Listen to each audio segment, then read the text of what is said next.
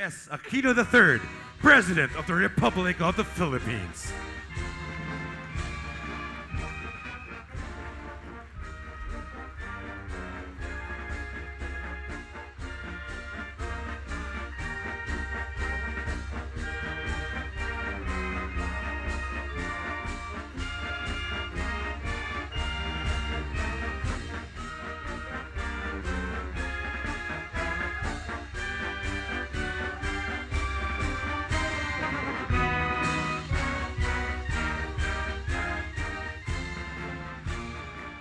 Sa dibdib mo'y buhay, lupang hinirang, duyan ka ng magiting sa manlulupig. Di ka pasisiin sa dagat at bundok, sa simoy at sa langit mong bughaw. May dilagang tula at awit sa paglayang minamahal, ang kislap ng watawat mo'y tagumpay na nagniningning.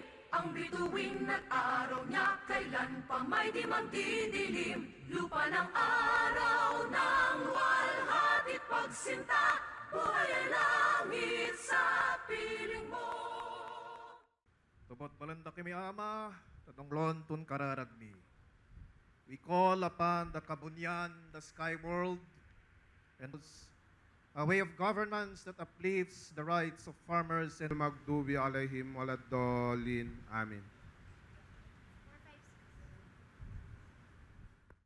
As we make a decision that will affect the course of this nation and the future of our countrymen, we come to you, O Lord, in humble submission, improving the lives of the Filipinos and raising the standards of good governance. We seek your guidance and your grace. And the President of the Republic of the Philippines.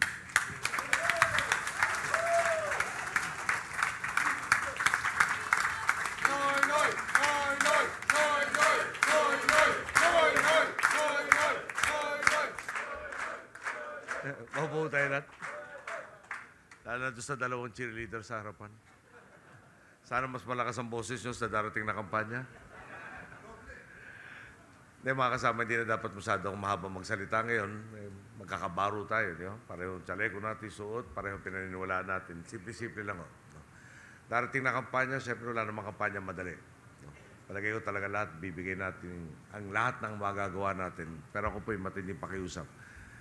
Mga ilang beses ko na rin nasabi sa mga nakalipas na araw na palagay ko yung darating na kampanya, ang pinakamagiging mahirap na kampanya para sa akin dahil talaga ibubuhos ko na lahat na mabubuhos ko tungkol sa kampanya ko sa inyo lahat.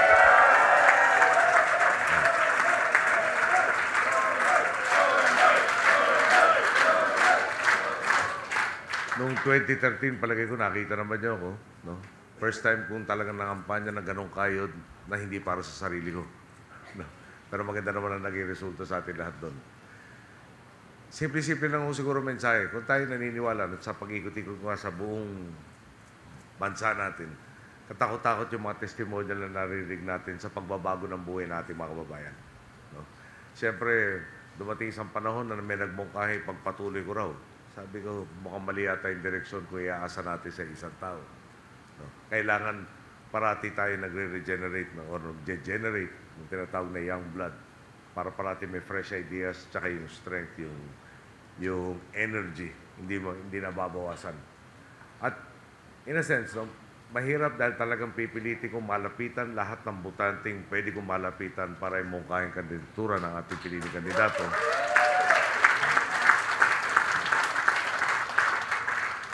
Kabilang panig naman po, madali. Dahil hindi tayo nangangako. No? Papaalala lang natin yung nagawa na at ipapakita yung pwedeng magawa pa. So, paulit-ulit to. Pag natapos po tayo, lalabas ng mga 2,191 days po tayo naging Pangulo. No?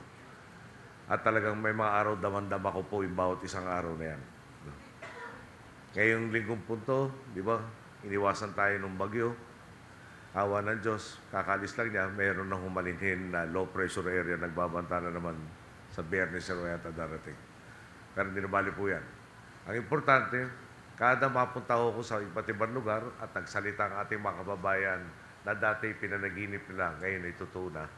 Parang sulit na sulit lahat ng pinagpaguran po natin lahat. So,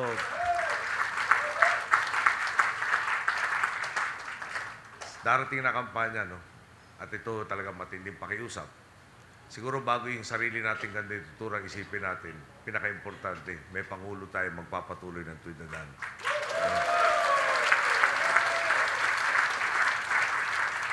Yung po kailangan natin din sa mga kababayan natin, no? Na meron baka magpatuloy at meron naman tayo siguradong hindi magpapatuloy. Eh dito na tayo sa siguradong magpapatuloy.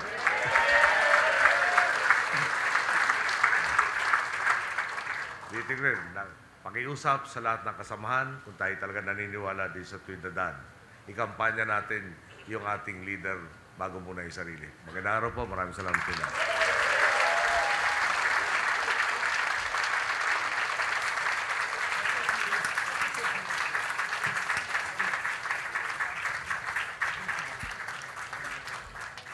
Mr. Chairman, Mr. President. Mr. Chairman, Mr. President, may I take a few minutes of the other matters? Wala sa script to ito, but I find it important to take this up before our party brethren. May I take a few minutes, Mr. Chair? Mga kasamahan sa partido, mga kababayan, 6 na taon ang nakalipas na nagkaroon tayo ng pagpupulong tulad nito. Kitang-kita po natin, punong-puno itong bulwagan, kinailangan pa na buksan hanggang sa pangalawang bulwagan sa ating hall. Pero huwag po nating kalimutan ng ating partido, 70 anyos ang nakalipas nung siya ay unang itinilaga at nasimulan. Katatapos lang noon ng gera at magmula noon hanggang sa ngayon, ang ating partido ay tumayo sa mga mahahalagang yugto ng ating kasaysayan, tumayo at tumindig. Ipinaglaban ang ating bansa, ipinaglaban ang ating mga kababayan. We are all inheritors. Lahat tayo tagapagmana ng isang matatag na tradisyon. Isang kasaysayan ng ating partido na maaari nating maipagmalaki. Maaari nating kung saan mo pa ibugal sa ating mga kababayan. At masasabi ko po, 6 years ago, sa isang pulong tulad na nito, isang National Directorate, isang NECO, ginampanan natin ang isang bagay na talagang ako, may pagmamalaki ko, at kayo lahat, alam ko, sa puso ninyo, may pagmamalaki ninyo. Pinili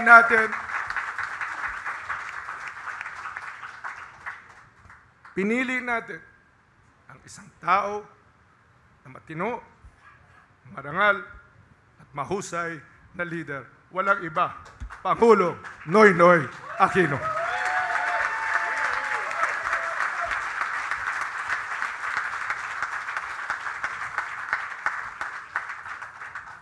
Ang mahirap sa pagiging masente, hindi mo alam kung kailan ka tatamaan. But Mr. President, I am proud to be a liberal. And